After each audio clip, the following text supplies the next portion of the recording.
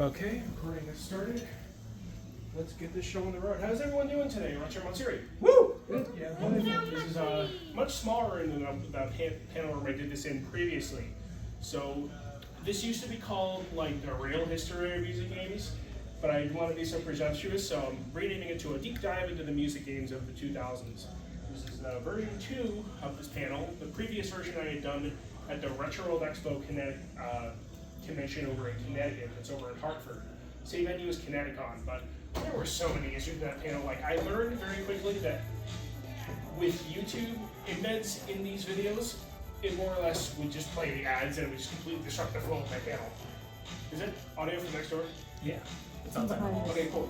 Alright, so this is a pretty retro panel to keep in with the retro theme. I'm going from 1998 until about 2010, so a lot of bounds of the 2006 kind of theming for the convention. But still, let's kind of define some terms. So a lot of people will go and mistake music game and rhythm game. But for my purposes, a music game is where you do stuff to music. You aren't really judged strictly to the actual, what you're actually doing. You're not given like a judge every single time you do something. But with a rhythm action game, it's like you do stuff to the music and you get like judged based on your performance. Like in DDR, like every step you get a perfect, or Arbos for everything you get a grade. But there are many music games where that doesn't happen, but they're still considered music games. So the main two everyone knows, Guitar Hero Dance Revolution. Show of hands, everyone's heard of these, right? Absolutely. So there's way more than that. And you also get to know a certain company and their litigation against anyone making music and rhythm games for 20 plus years. I would say though, some of the, before making timeline, here's a lot of like prehistoric music games. Simon, made in the 70s, is still technically a music game, very call and response, you know, beep, beep, beep, beep, beep, beep, you know, just kind of like mimicking exactly the colors are shown to you. But then you have Otoki, which was a Famicom disk system game made, I think, in the late 80s. So if this video works, then we can see some gameplay of this. So in this game, it's like a vertical kind of horizontal shmup. But everything you're doing in the game is quantized to the music. So every shot, based on where you are in the screen, and every different shot has like kind of a different instrument to play. So a lot of people consider this to be like one of the first real music games, as we know it. So what do we have next? But for a lot of the stuff we're going to be covering in the beginning is in the early to mid 1990s. Show of hands, who knows who this is? Okay, obviously we got the Parappa person in the crowd. This is Masaya Matsuri, who is considered in popular media to be like the kind of grandfather or father of music gaming as we know it. So before he made what he was most famous for, he was in a band called Psys, or Psy-S, depending on your pronunciation. Here he is on the left, and here's Chaka, the singer of the band. And they were a very experimental J-pop group from the mid to late 80s. They really didn't have that long of a career. They only had like 4 or 5 albums before they called it quits in the mid 1990s. They're most well known for a really retro thing, doing the ending theme song for the City Hunter anime. I think the second one, I think it's they did Angel Knight, which is a high octane rock song. Then after he quit the band, he ended up doing a lot of multimedia stuff. He made a software called 7 Colors Legend of Psy City for the Mac II, which it wasn't a music game, it was more or less like an adventure game themed after the music of the band. And there's also a sort of multimedia VHS tape that's associated with this. The whole thing is on YouTube. It's a trip. I definitely recommend. He also did a lot of really random things. He did this sort of synthesizer thing that was tied into the Pingu show. And it was called Pingu Rap. And he on a podcast, he talks a lot about this. There's a podcast called My Perfect Console. And he talks about his 5 top games. And one of them is that piece of software that he made. The other piece of the puzzle for Parappa is Rodney Greenblatt, who is an artist from New York. And he's been around forever. Besides his music game stuff, he has also done a lot of multimedia stuff for the Windows 3.1 and early Macintosh stuff. You can see some of the stuff he did here. Not really games, they're more like edutainment sort of toys for kids, but still, if you love that kind of like experimental, off-brand, kind of off-beat sort of stuff, you definitely find something to enjoy. So these two guys met in this Mac multimedia scene, and they ended up Masaya Matsuri formed this company called Nana Onsha, or 7 Sound Company, to make the original Parappa the Rapper in, I think, late 1996, early 97. And they made a lot of other games you probably have heard of. They obviously made a sequel to Parappa, but before that, they made Jammer Lammy, which was their attempt to move away from like the hip-hop stuff and go more like a rock direction. You probably might have known, who knows of Bib Ribbon here? So Bib Ribbon was unique because it was a game that comprised entirely of wireframe graphics. The game, once you load the game with the CD, it actually runs completely in RAM. And the gimmick of the game, you could put in any music CD and it'll auto-generate a chart for this little character here named Vibri to run along and sort of do your kind of rhythm action stuff too. And a little lesser known title that came a little later was Mujib Ribbon, which essentially is about doing calligraphy, rap sort of stuff. It's hard to describe. But these are the main products of Nara Onsha that you might know of. So we're going to pivot away from that and go into the arcades. So in 1997, one of the fundamental rhythm games came out. It was called Beatmania.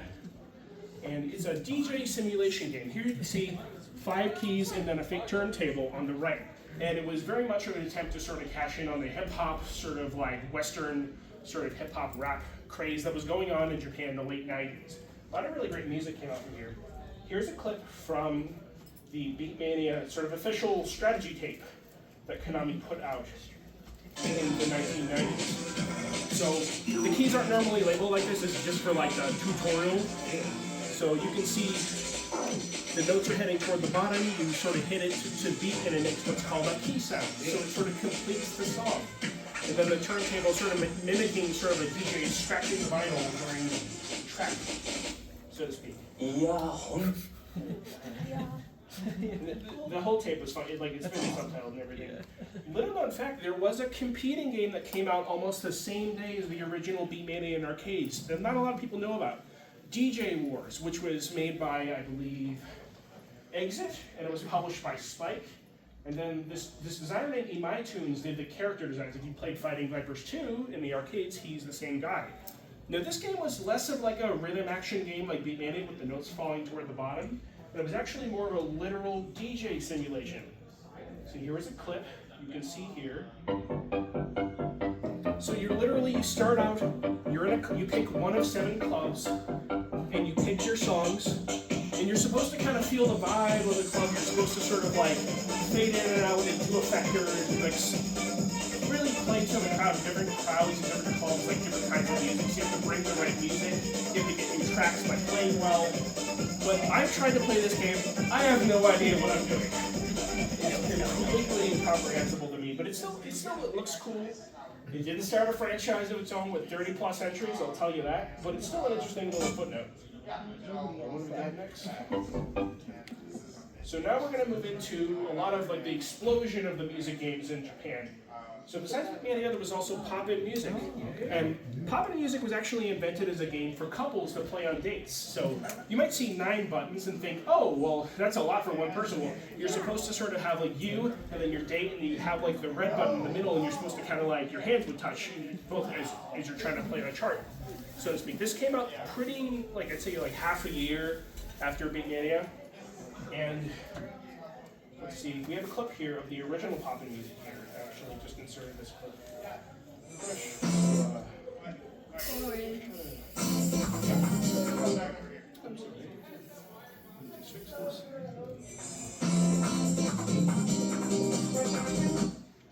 That's right.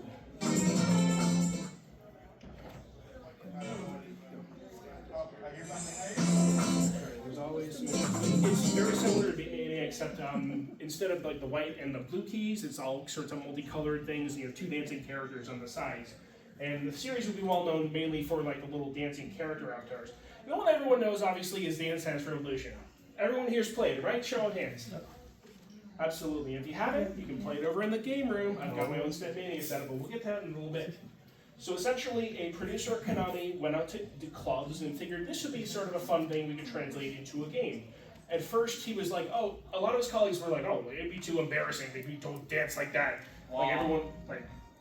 And initially he was like, all right, what if we just sort of put buttons on the cabinet and you slap them with your hands? But they already had a game for that. So they did some location tests and they more or less sort of came up with a design where you're stepping with your foot instead of with your hands. And that sort of came up with the entire idea. And then this game they had their own kind of internal Konami artists that would make music for the game, but the main focus was on, like everyone's heard of that's what they call music, but in Japan they had a series called Dance Mania, and Toshiba, the company that did Dance Mania, was like, alright, well we can provide music for the game as advertising, you can use it for free.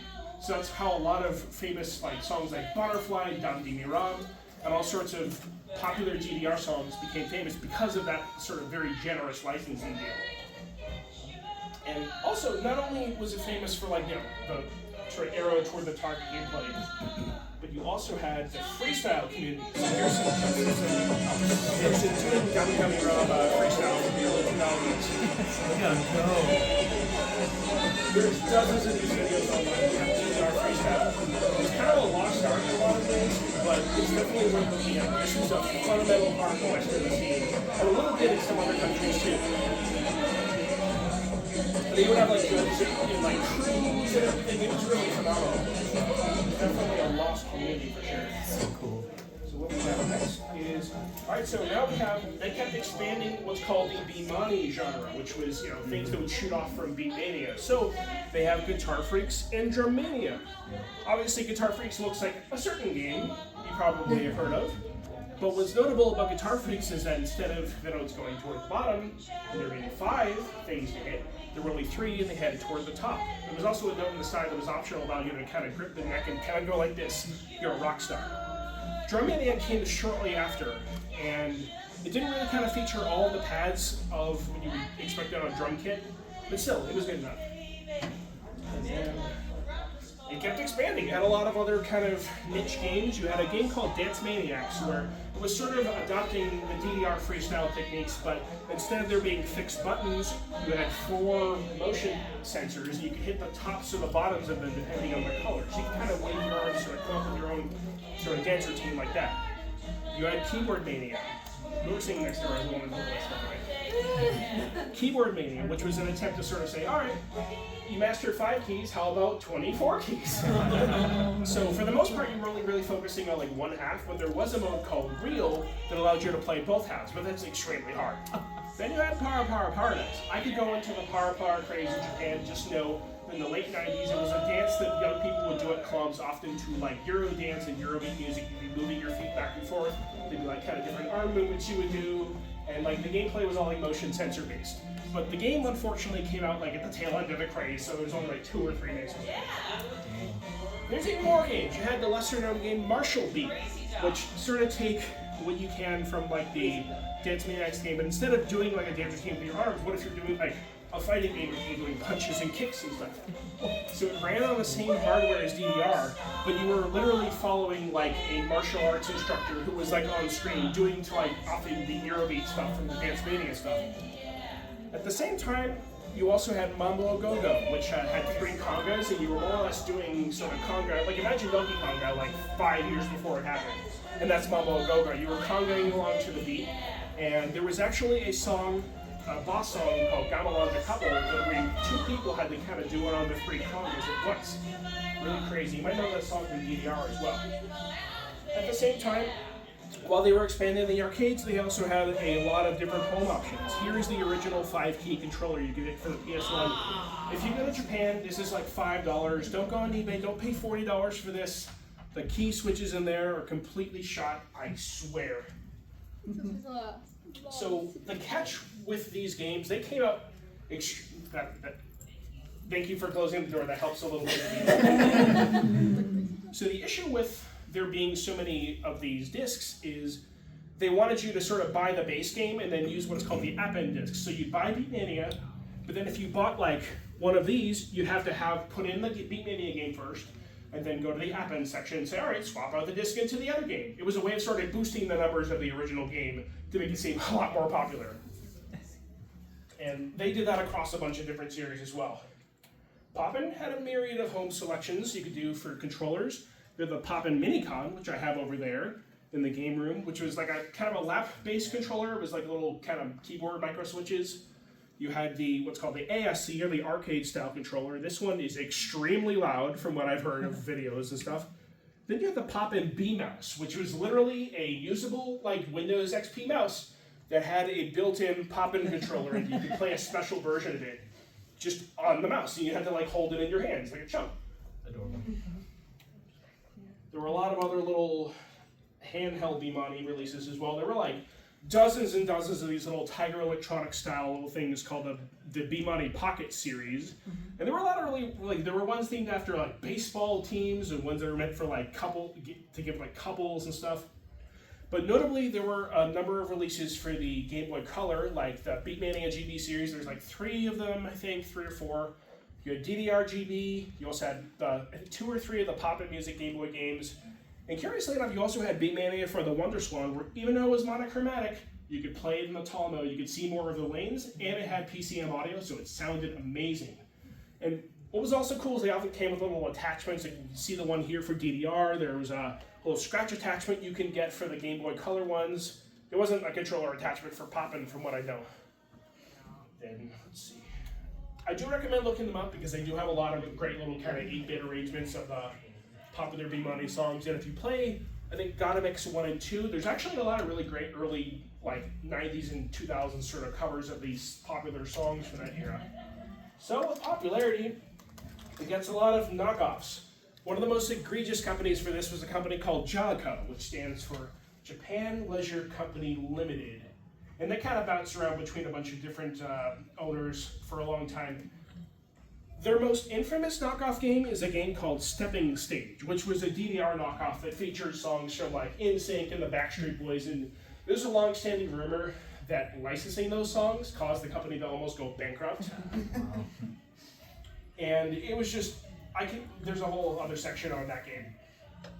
You also had the game Rockin' Tread, which was kind of a weird attempt at doing Beatmania and Guitar Freaks and Drummania at the same time. It had like a foot pedal and 3 buttons and junk like that. Then you had VJ on the right, which is meant to be their sort of knockoff of Beatmania. And let me tell you, there's a sight to see. Here's some video of So yeah, all 3 screens, you're only really focusing on the left and right with like often very campy videos in the middle.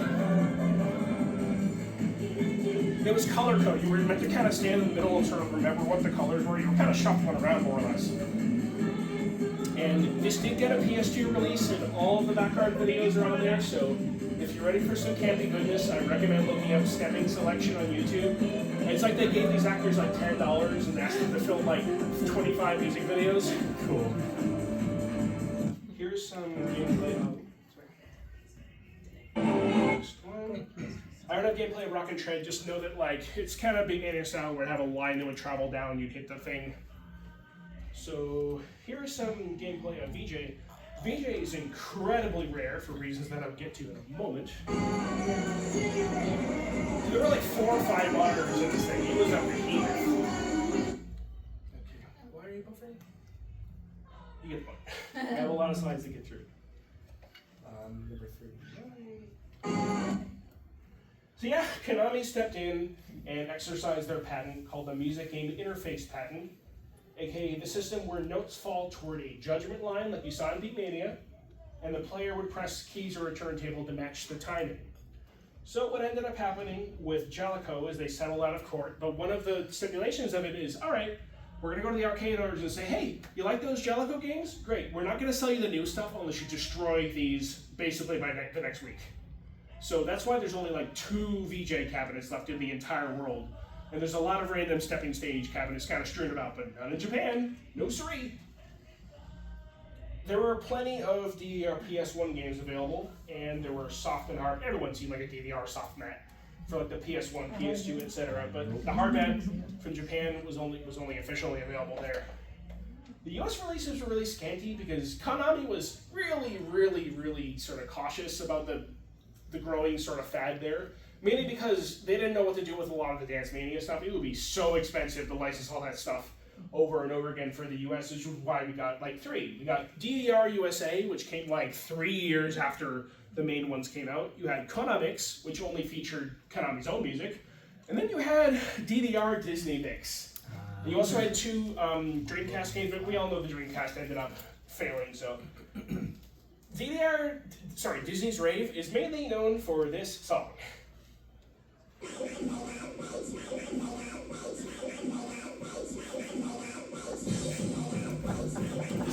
It's a small world ducking hardcore mix.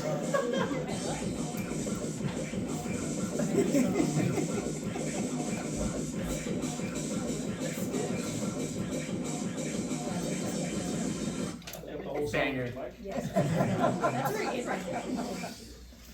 You also had random stuff like Feet of Fury. So the Dreamcast, as much as we love the Dreamcast, it had a horrible problem where you could. Sorry? Oh, that it says mobile tactical. Yeah.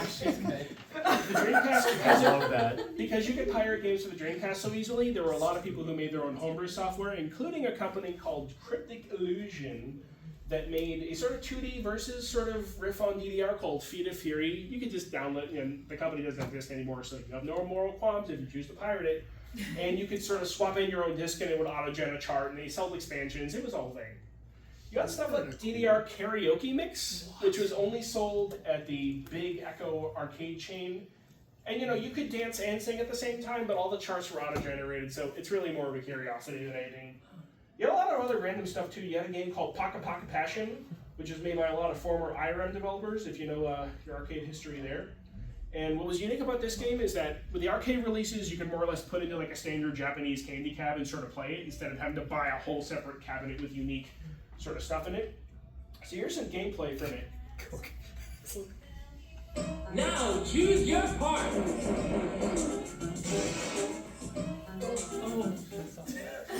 Very of the time. Are you ready? So you picked an instrument, and the different parts of the instruments would come down as pucks. And you were sort of bursting off against the other player while you were sort of like playing against each other. It's got some good tracks, but it's definitely very of its time. And some of the tracks have made it into some Sega games, which is interesting. Next we have... Now choose... We have Kraken DJ from Sega. This, again, taking a more literal approach to DJing. You had two analog turntables, and you were expected to literally be in two turntables.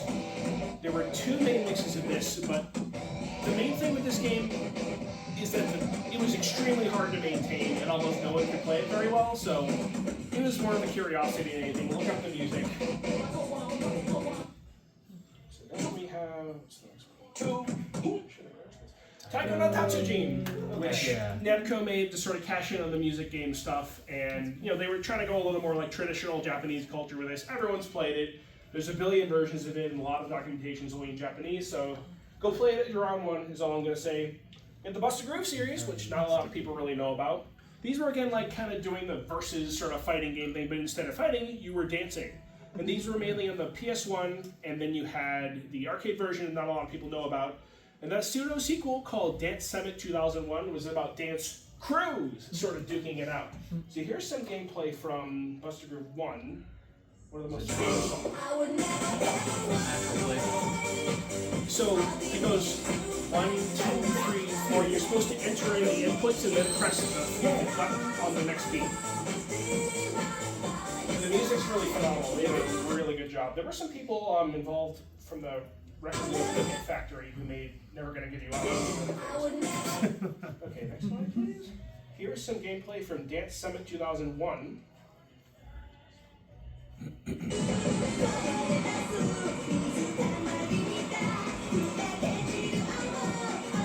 So, you more or less are sort of just following the sequence at the bottom, and because it was like crew-based, like in theory you could play up to 4 players, and then you could have...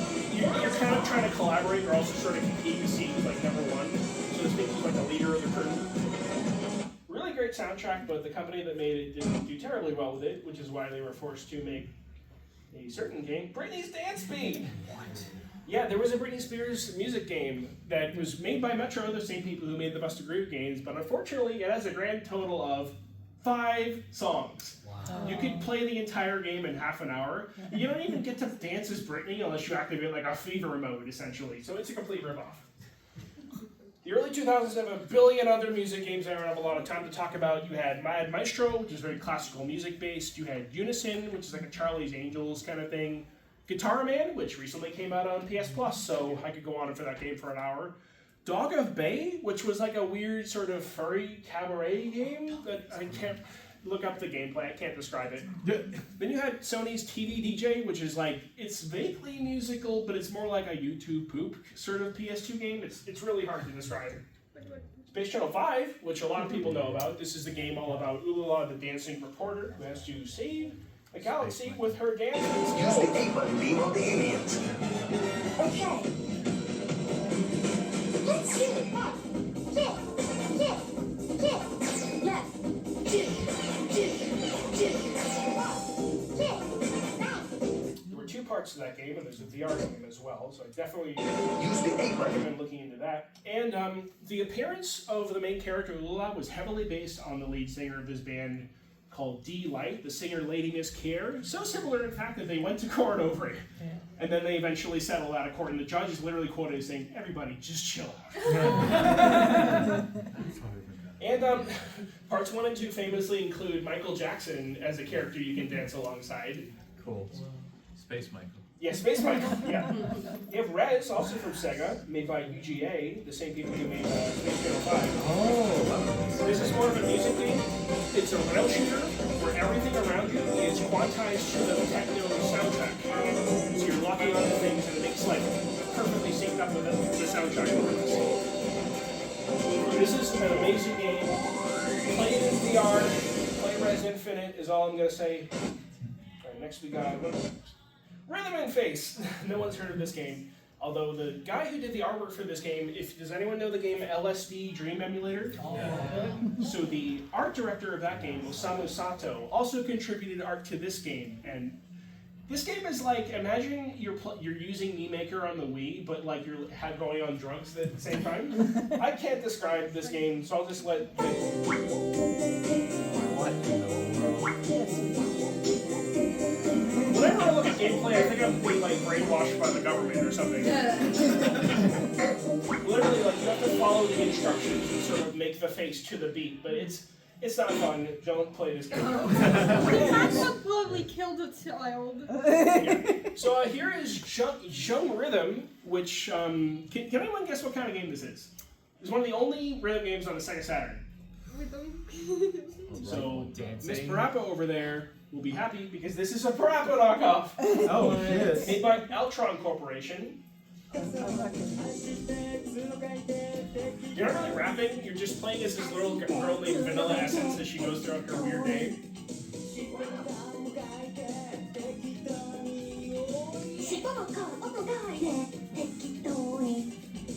Bizarre game. There is an English translation. It's a fever. If you like Parappa, it's worth checking it out at least a little bit. So eventually, or at least like 2 years later, if you like Beatmania, we got Beatmania 2!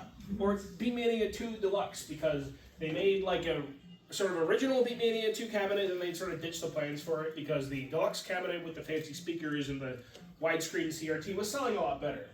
So a lot of the standard cabinets were sent over to Korea. It's like a whole other deal. So Beatmania 1 and 2 were more or less concurrent with each other up until like 2003 when they made Beatmania The Final.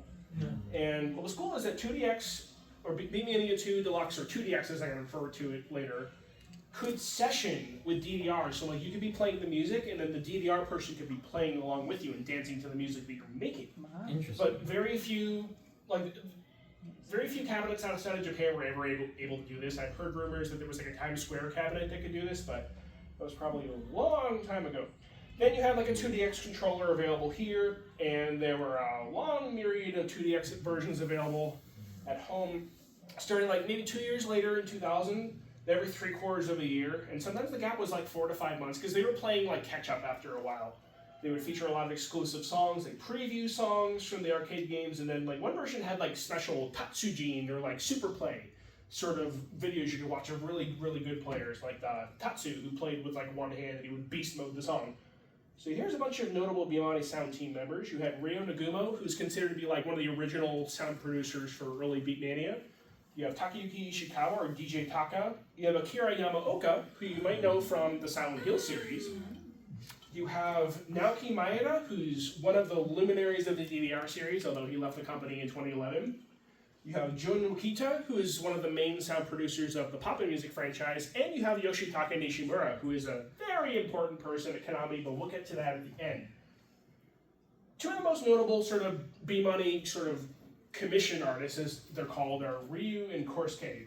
Ryu is on the left, Korsuke is on the right. They both participated in like this Beatmania song contest to get a song in the game like 20 plus years ago, and then they ended up just sort of getting hired to be like consistent artists, and they have a song pretty much in every single mix for the past 20 years.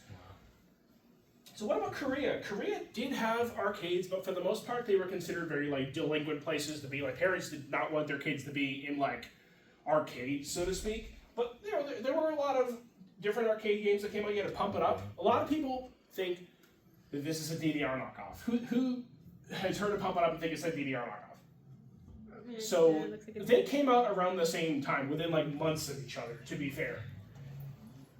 More or less, they came up with the same idea roughly the same time. It's more like a 5-panel sort of game.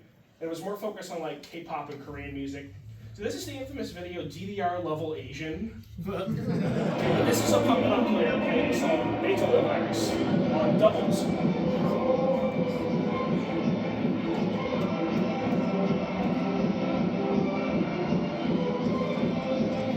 Despite the title, it's Pump It Up. And the two constantly get like mixed up all the time. 66. I'll skip the on the Mirror Composers thing because of time. So yeah, Konami sued them. So on the Mirror, they had a lawsuit with them in America over the dance simulation input patent, where a floor apparatus with 4 pressure-sensitive panels stepping on them to the music. So Undermirror proved that there were games where you stepped to the music before all this. They cited Spider Stompin' as a game that played music and you stomped around, even though you weren't like getting judged on it. But because of that, they were able to prove that it was prior art, and therefore they proved that their game was able to coexist with DDR without being considered a knockoff, which is why you still see Pump It Up to this day. Don't you love lawyers? Woo. But more or less like.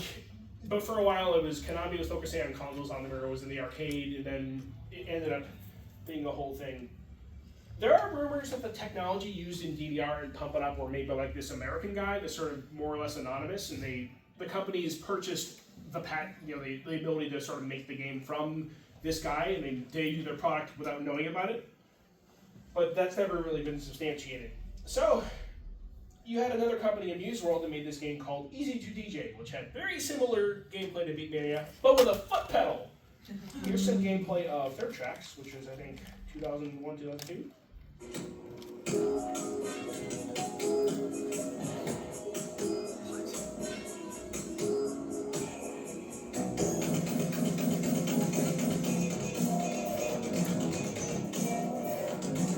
Cool stuff there. Let's keep going. You had Easy to Dancer, which was like a DDR-esque game, except you had motion inputs where you're supposed to dance, but you're also supposed to kind of wave your arms at a certain point. We're going to skip that because of time, but you kind of get the point. 73. Yeah, Konami sued them. Twice! 2001 and 2007. So Konami versus Amuse World. First, it was in Seoul in 2001, demanding the end of Easy to DJ. But what more or less happened was they couldn't make new hardware, but they could still keep making software for that hardware. So therefore, the series went on for a long while until Konami sued again, and then they just sort of gave up. But nowadays, like there's this whole other deal where there's another company making games for the the same hardware, but it's kind of entirely fan-driven. There's a lot of different EC2DJ composers, but I'm going to skip past that. Technomotion, which who knows about Technomotion? No one? Technomotion was a Korean game that was notable for featuring up to 9 panels. If you thought 4, 5 was enough, then 9. You could do 4, 5, or 8 rather. Don't play the video because of time, but you can see how crazy it could get. Like all this shit that you have to keep track of.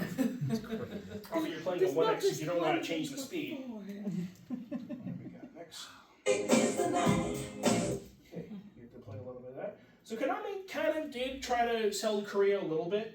Their first efforts included a couple of DDR releases in Korea, like the 3rd Mix and 4th Mix Plus versions of DDR often featured a couple of different Korean versions, and those versions were often bootlegged to America, because Konami wasn't going to sell you a cabinet if you were an American in 1999, 2000. No way! So they were just going to go and bootleg it over from South Korea.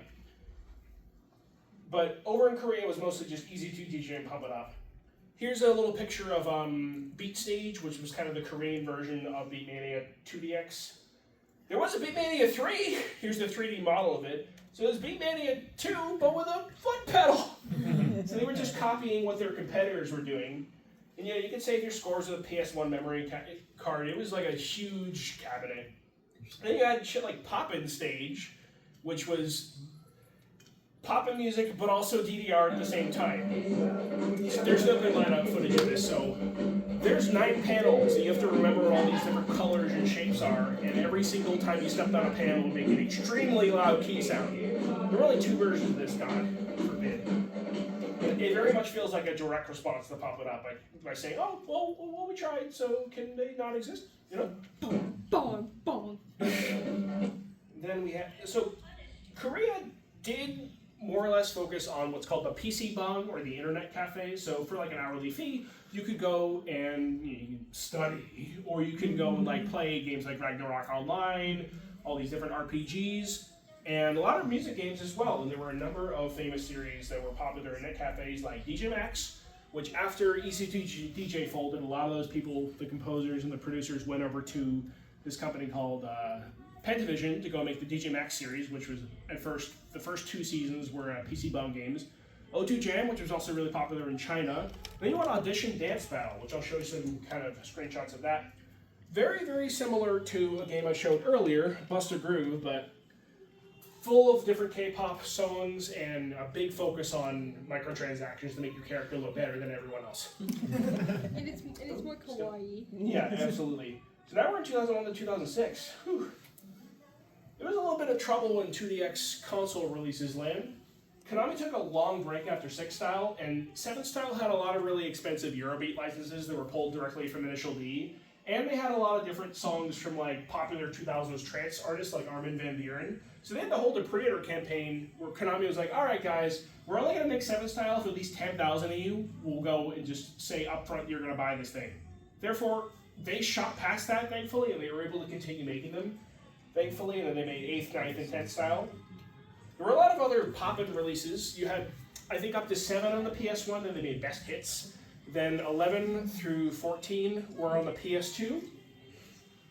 There were also a lot of different Guitar Freaks and Drum Mania releases. You could see they went up to like 05, 06 or so before they just sort of gave up. And there were home controllers for them that looked very familiar in a lot of ways. You can see it only had 3 buttons. And the Drum Mania controller, unlike the sort of Rock Band controller you might be familiar with, it was a controller you more or less meant to lay on a table and sort of drum along like an E-drum.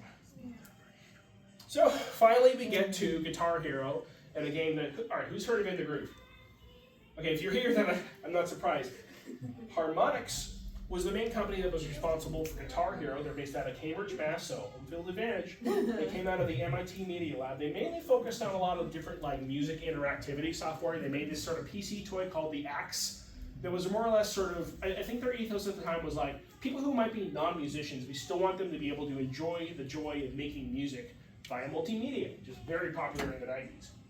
So their first game was a game called Frequency and Amplitude. Here's some gameplay of Wow. Amplitude.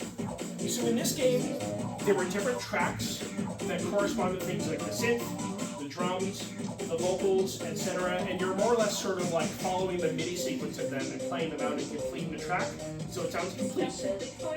Frequency is very techno-centric, but Amplitude had more money, so they had a lot more pop stuff. Okay. But they just didn't really do so well. They also made the Karaoke Revolution games. I don't need to play video of that. You've all done karaoke before. Funny enough, Harmonix almost made a version of Karaoke Revolution focused on Bimani songs, but it didn't end up getting anywhere, and that game never happened. Okay, please don't play the song. You don't want to hear that. You also had stuff like SingStar, which was made by Sony of Europe to sort of compete with these other karaoke sort of games coming out at the time. There were many expansions, and they often came with like USB microphones as well. You could use your own if you had a USB microphone. Now we're finally getting the Guitar Hero, which was explicitly inspired by Guitar Freaks. They actually used like imported Guitar Freaks controllers from Japan as sort of prototypes when they were making the original Guitar Hero. This came in a lot of ways as a Hail Mary for harmonics because they were like, all right, well, amplitude and frequency didn't do well. We're almost going to close the company. But Red Octane was like, all right, well, we want to make a guitar-style controller for like an original game. Why don't you make the game? So they went and made Guitar Hero as a budget $40 release. And this game was a huge, massive global hit, like almost immediately. But what sucks is that if you're interested in the Guitar Freaks games, you cannot use a Guitar Hero controller with them because the Guitar Hero controller are constantly holding the left input on the pad to signal the game, hey, this is a Guitar Hero controller, and that's not compatible with the Guitar Freaks games. You'll just be constantly scrolling left on the song list. So that really sucks if you're interested in those. So DDR Extreme was the last mainstream sort of DDR arcade release for a long time. After making them for like 4 years or so, people thought DDR was over. And it didn't help that Konami's arcade graphics sort of hinted, like the pops and stuff they put on the side being like, the end of an era, and stuff like that. They basically were signaling, all right guys, we're done, wrap it up. So people were hungry for more. You had Stepmania, which was originally called DDR PC, but then eventually sort of developed its own identity. This was made by, I forget exactly, did I put down the name? No, I didn't. So a lot of the original UI and sound effects were directly ripped from the DDR games, which later they would pivot away from for legal reasons. But it was really customized. You make your own themes, note skins, announcers. You can make, and most importantly, you can make your own step files of any song you want. So that ended up sort of beginning an entire massive community that still goes to its day. And some popular artists in the sort of Stepmania series, like DM Ashura and Sensei 7 and stuff, later contributed to the Konami games, which was really awesome. And then you had, over on the Beatmania side, you had BMS or Beatmania Simulator files, which once Beatmania came out, there were lots of people who were like, oh, well, I want to make my own kind of Beatmania style song. So you had people come up with charts. There were simulators that sort of erupted on the Windows 98 and later. And often there's like a lot of different competitions where people will sort of go and put their song out there and people will vote on which one's the best one. And then sometimes those songs will go and get into the real kind of professional music games. So in a lot of ways you can consider it to be like the minor leagues of music games. So now we get to In the Groove, which was very community born. This guy named Chris Foy out of Seattle founded Rockstar, and Kyle Ward, I think he's from either Seattle or Vancouver, came from the Stepmania scene as a composer and chart maker, and they built this game, In the Groove, on the Stepmania engine. And it was sold as a DDR Extreme upgrade kit, so you more or less could replace all the graphics and details and then decals and replace like the guts of it to play In the Groove and then In the Groove 2. And there was In the Groove 1, In the Groove 2, and then Red Octane was like, hey, can we make a home version of In the Groove 2? And then Kyle was like, hey, you know those lawsuits that are happening? I don't want to get sued. But they more or less forced his hand about it, so they made In the Groove 1 and a soft pad release, and then Konami was like, oh, okay. Then Konami did end up coming back with a game called DDR Supernova, which came out in mid-2006. It was the first DDR game to get a completely global release. It ran on like PS2 hardware, but what really sucked about the American release is that it had really, really laggy inputs for like half a year or something. They had to go and ship like a disc to go and fix all the sync. But you know, for a lot of long-time players, it was like a burnt bridge. Some people were really excited.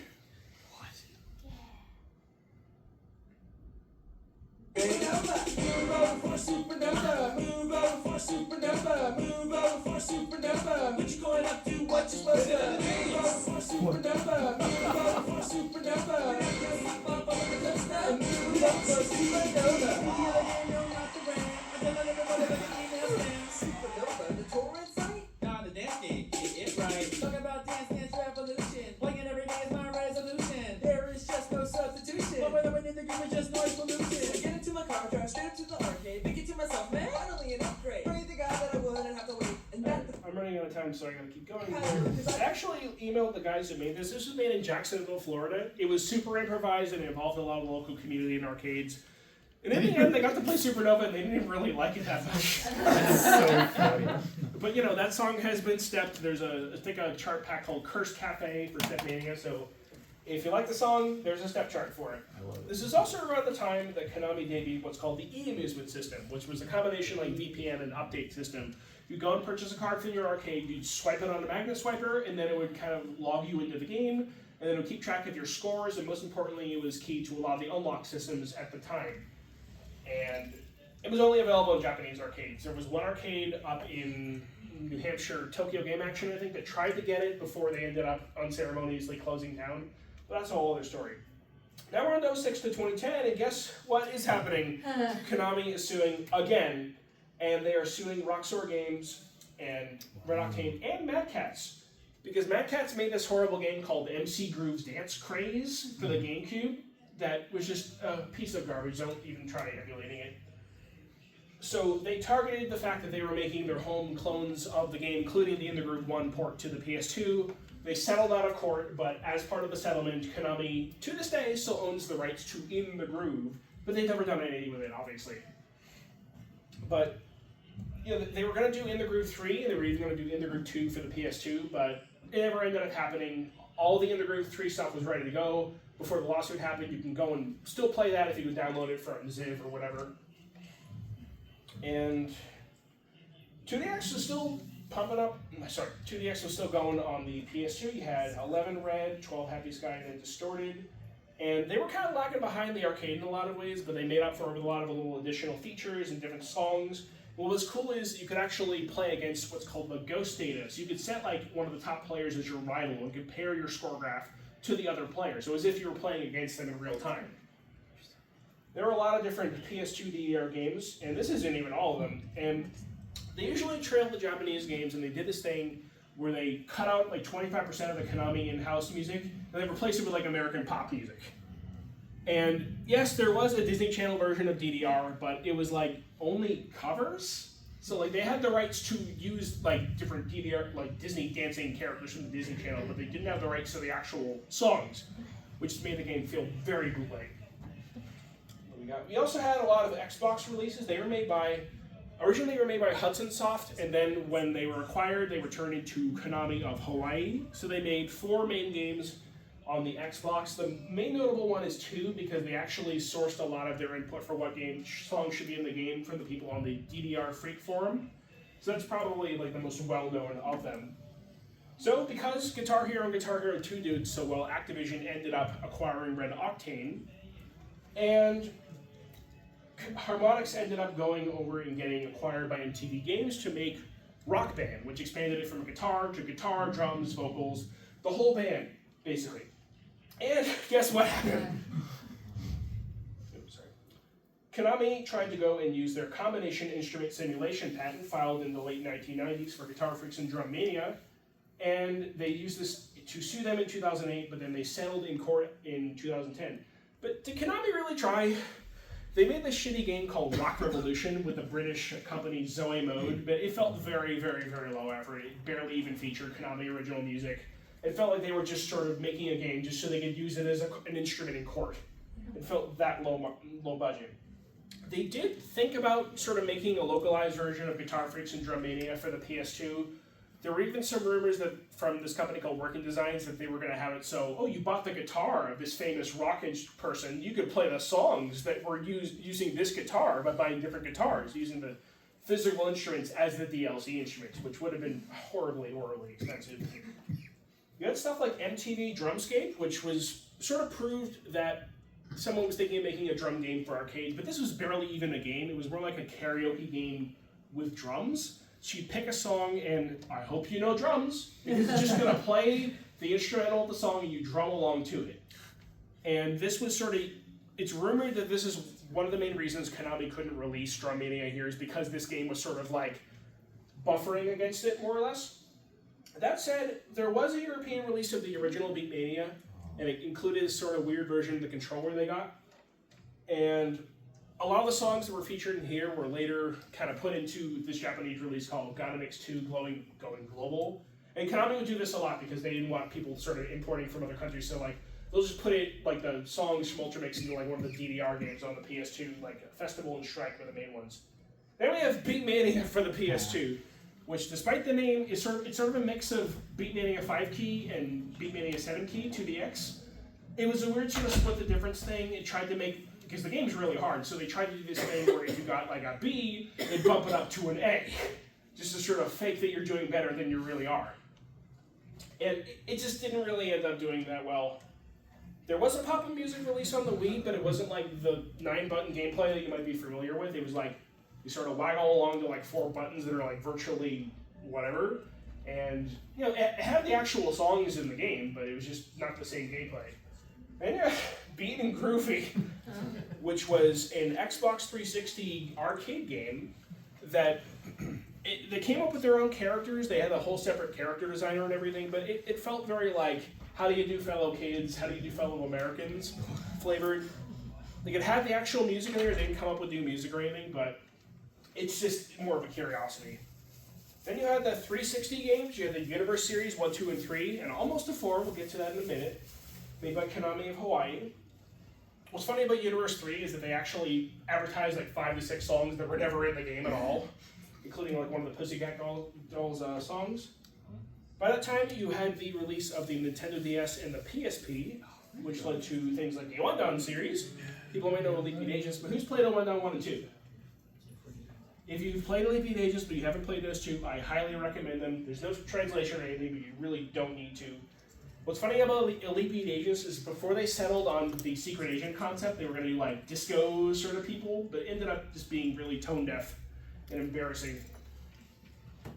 Okay, everyone's basically seen Elite Beat Agents and OSU and stuff, so Rhythm Heaven, which was originally a game released only in the late 2005 or so for the GBA.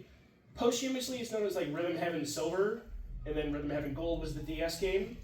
And it was a collaboration with Sunku, who's this guy who runs this company called Hello Project, which is one of the largest idol group sort of companies in the entirety of Japan. You might know groups like Morning Musume, there's like a bunch of other little groups as well. And they kept making them, they made an arcade version of the original GBA game, they made the DS game, they made the 3DS game, and Rhythm Heaven Groove just came out like last month, so go and play it if you haven't. Skipping over this for time. There were a lot of DJ Max games for the PSP, so this was the main way that I got into them, just sort of importing the games from PlayAsia. And most notably you had like Classic White Edition, which was based on this sort of like electro pop band from Korea. There was a Western release called DJ Max Fever that was sort of a fusion of 1 and 2, and it featured like one exclusive song. But here is some gameplay of that.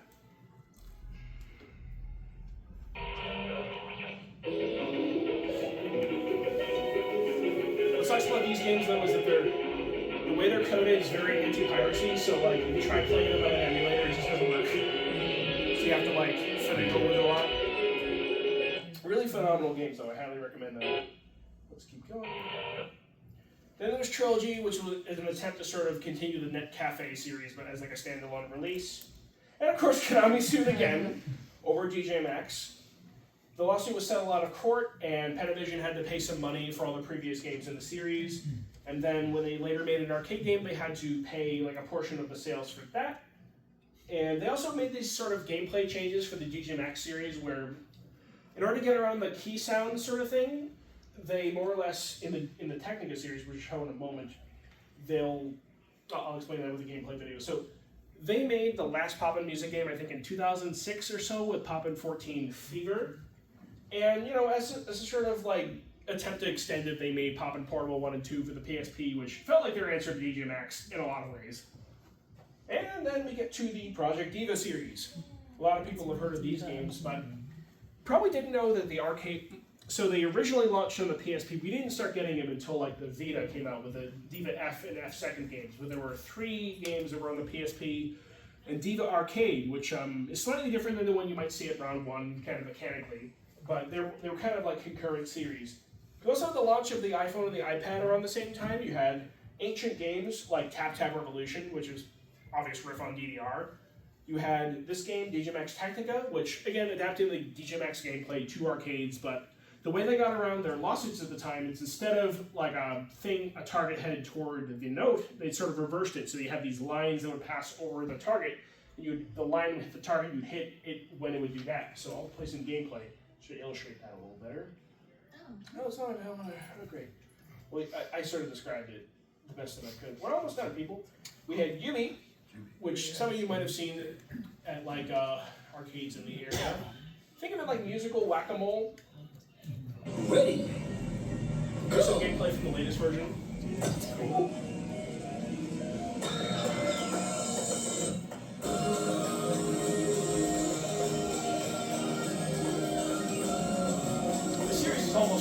years old, which makes me feel extremely old. That's what I'm Ready?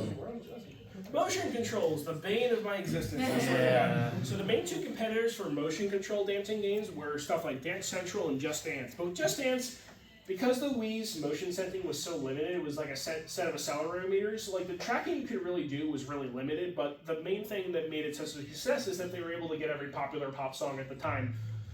Dance Central was made by Harmonix as an attempt to sort of pivot into something else while Rock Band was sort of flagging. So it used the Kinect motion sensing and it more or less tracked the bones of your body, and they got in real choreographers from their connection with MTV, and this is how I learned to dance, honestly. I never took any formal classes, but you bet that I almost 5-starred every song in Dance Central 1, 2, and 3. Heck yeah.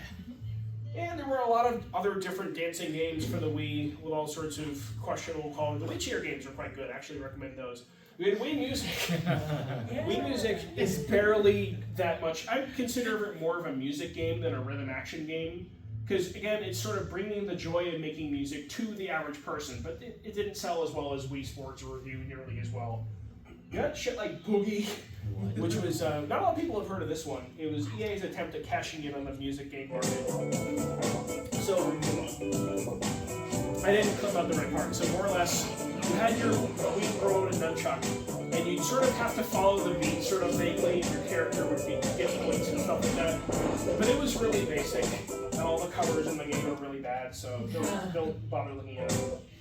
In Lips, which was essentially Xbox's answer to SingStar, and it was made by the same people who made the Wendon series, weirdly enough. Oh. You had Michael Jackson and the Black Eyed Peas Experience, this game being made after his passing, rest in peace. And then Black Eyed Peas Experience was made by Enise, so they were desperately trying to sort of keep the lights on over there. Was Konami? Yes, of course, they were making a Kinect game. They made Dance Masters, which was their answer to the Dance Central series. Here's some gameplay of that.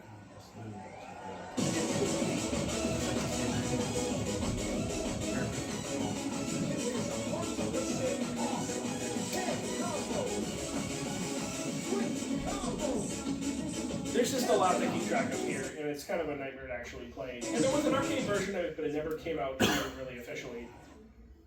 Unfortunately, 2DX on PS2 had to come to an end. The last two main ones were DJ Troopers and then Empress, and then Empress came with like a bonus disc that had 50 sort of songs from across the series as a final thank you to the fans. Then we finally have a DJ game from a Western publisher. You have DJ Hero from Activision, and this game was very focused on like literally like doing the DJ thing, like in Kraken DJ.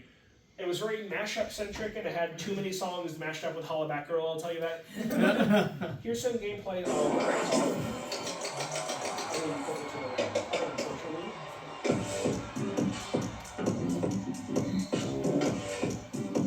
So you had your three inputs, but then you also had to like kind of scratch it in the direction that it would tell you. You would have a crossfader that would sort of go between the different tracks. More or less. Alright, I swear. We had the Hottest Party series on the Wii, and it was heavy focus on motion controls, lots of Western pop licenses, and really a lot of really bad covers. So it was Area Universe 4, sort of. So there was rumors that it was in development, but the Universe 3 just didn't sell that well. But many of those songs are speculated to have appeared in this game. Walk It Out, which is a literal walking simulator game that Konami made. Here is the reveal trailer they made.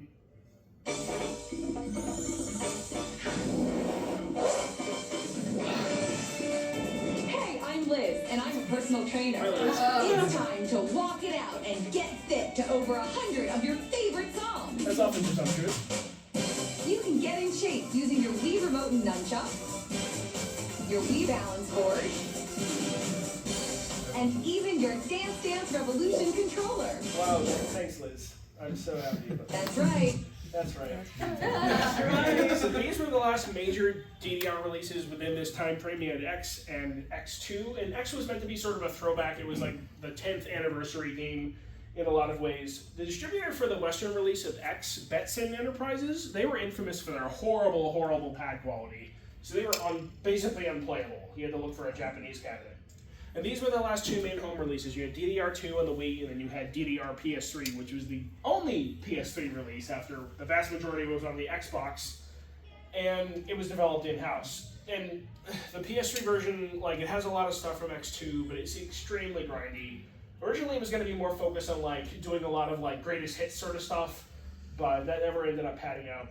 Kyle Ward ended up working on, after losing the In the Groove name, he worked for Ondamiro on this version of Pump It Up called Pump It Up Pro, and then Pro 2. And then, curiously enough, he worked on this series called iDance, which was more or less a fitness package you would sell to gyms as an exergame. So more or less, you'd buy 20 of these wireless pads and you'd sort of like be in a class, so to speak, and you'd be kind of miming along. Funnily enough, Konami copied them, and they made DDR Classroom Edition in 2012, which was mainly used in the state of West Virginia because they got government money for it. And all the charts were auto-generated. There's no way for you to play this legally anymore. Don't worry about it. Hey, remember these guys, Matsuri-san and Rodney Greenblatt? What were they doing in 2009? Can anyone guess? Oh, okay. This is not going to be fun. What?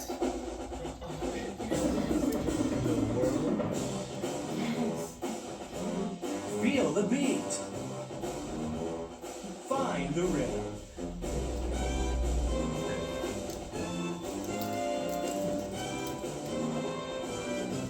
And master the march. So the publisher Majesco came to these two guys and were like, hey, we have a game idea for you. Can you just make it? And they were like, sure. And then they gave him like a year and a half to make it, or I think. And then the game came out, Major Minors Majestic March, and it was just a complete piece of shit. Don't play this game. Damn. Even if you're a Parappa fan, it's like literally for like 5-year-olds. It's not worth your time. Alright, unfortunately, this is the end of the timeline of 2010. There's a lot more to talk about afterward, but that's not retro, is it? So what now? Well, Konami's patents on that they would use to sue everybody more or less expired in 2018 or so. So a lot of things are a lot more relaxed and they're not as sue happy. That guy I mentioned before, Yoshitaka Nishimura, is now the president of Konami Arcade Games. Can we get a round of applause for Nishimura-san? Come on. So because of him, Konami rhythm games are a lot easier to buy for anyone that isn't called Dave & Buster's or Round 1. So, for the most part, for a long time, you could mainly play these at the Round 1 chains. There's one up in Portland, Maine, and there used to be one in Taunton, that's no longer there, and then you have the one in Holyoke. Those are the main ones you play around there.